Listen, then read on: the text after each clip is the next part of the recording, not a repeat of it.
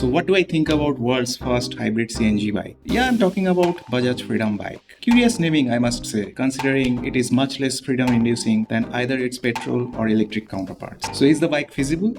Yes, on paper. I mean, what's not to like, right? A 300 plus kilometer combined range, 20 to 30% less running cost, access to both CNG and petrol. Sounds great, right? I mean, you can get by your daily run just by using the CNG, which Bajaj is saying will give you 200 plus kilometer of range. And unlike petrol, CNG actually gives you more range in the real world than the test condition. And we all know about the test condition, especially the EVs. With 200 kilometers of CNG range, if your travel consists of 40 to 50 kilometers of daily usage, you have to refuel your bike twice in a week. Sounds good. But now, let's consider the real world use case. As per latest 2022 data, there are about 4,500 CNG pumps in India. Out of this, about 500 are just in Delhi. So the national level density is even less. And let's just remind you, the current number of petrol pumps in India is about 81,000 and growing. And while a single petrol pump can have multiple filling units, usually the number of CNG filling points are just one or two. Now you may say it's still the early days and things will change. Well, first of all, it's not the early days. CNG has its presence in India since the early 2000s. It's grown from just 500 in 2014 to 4,500 in 2022. That's just moderate at best. But if you're an optimist like me and are betting on the future, even then you won't be happy with the target that the government has. The official government figure is to reach 17,500 by the year 2030. Now it may seem a lot, but if you compare that to the EV infrastructure growth, that will seem minimal. And even though EVs existed in India before, shout out to the OG Reva, also the myriad of cheap Chinese knockoff electric scooters, EV infrastructure in India has seen real growth only since 2018. According to some industry experts, the EV charging infrastructure is approximately doubling every 6 months. The reason for such growth is just simple. Primary ingredient of EV charging infrastructure already existed and it's almost omnipresent. Yes, I'm talking about the electric grid. It's literally everywhere. So the biggest obstacle to erect a charging station is to get the permits from all the bureaucratic bubbles. You know what I'm talking about. Next. So once you get the permits, it's just connecting the charging equipments to the grid. That's it. It's not just simple and less resource consuming, it is also a lot cheaper than petrol pumps or the CNG pumps. So if you have come this far, that means you like the video. So do I deserve a like? Why CNG so complex? The real reason is physics. Not a word now.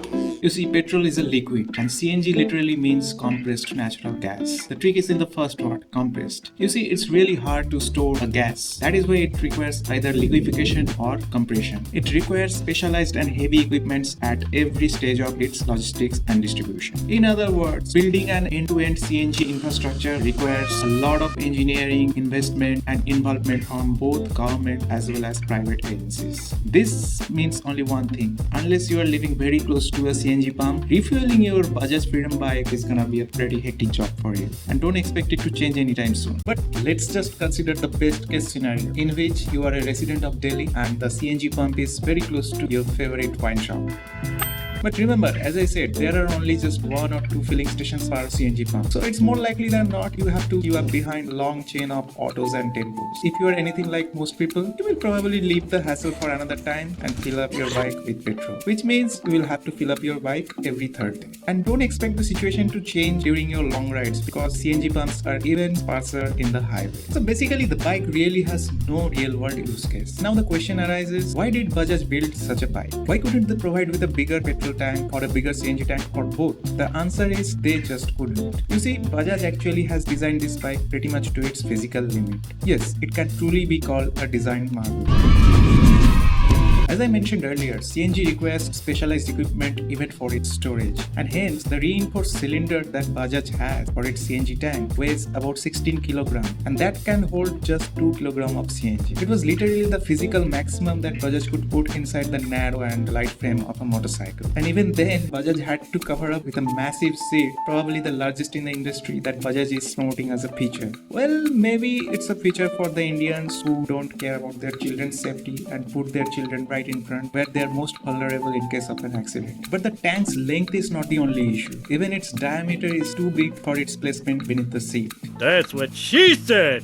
So Bajaj had to take a few measures to counter this issue. First, they reduced tire size to 16 inch. So good luck finding that tire size when your tire goes kaput. Second, they had to put a short mono suspension in their rear wheel. Even after that, Bajaj Freedom's seat height is about 825mm. Most Indian riders will find this bike too tall to climb, and most won't even reach the ground. So keep that in mind. And it also doesn't help that the bike's curved weight is about 140 kg. Side effect of that 16 kg CNG cylinder. This is way heavier than a commuter bike should be. And mind you, this weight is actually in the top position. So unlike the EVs, where the low position battery pack actually enhances rider stability and the handling, this top heaviness of Bajaj Freedom bike will actually make it difficult to handle, especially when turning. But don't quote me on that because I haven't tested in it. It's pretty clear that if you are a person who is living outside the city of Delhi, this bike really makes no sense. Because